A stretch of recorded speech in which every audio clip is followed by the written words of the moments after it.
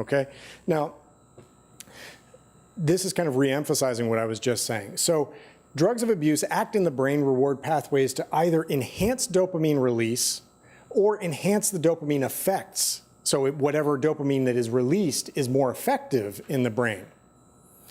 Drug-induced pleasurable states are important motivators of initial use. So the first time you use heroin, for example, it can be incredibly reinforcing, can be incredibly pleasurable. That is an important motivator to use it again. So in other words, any behavior that activates this reward system is treated by the brain as if it should be repeated. So you take some cocaine, it feels good, your reward center is activated, your reward center says you should do that again because this felt good, do it again. That's an important initial reinforcer for substances of abuse. But oftentimes when you talk with folks who have a long-standing substance use disorder, they'll tell you that later in the course of their illness, they don't get as much of that reinforcement that they got on those initial times.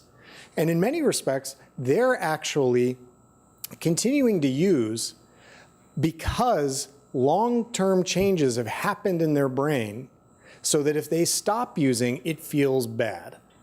So, for example, folks who use a lot of methamphetamine, if they stop using, can feel really depressed, no energy. It doesn't feel good. So even though if they use methamphetamine, they may not get the same high that they got the first time, when they use methamphetamine, it's actually eliminating a certain degree of feeling bad that they would get if they stopped otherwise. Does someone you love suffer from drug addiction? Accidental drug overdoses are the #1 cause of unnatural deaths. Don't wait until it's too late. Call our 24/7 helpline at 1-800-648-6734. A caring addiction specialist is awaiting your call.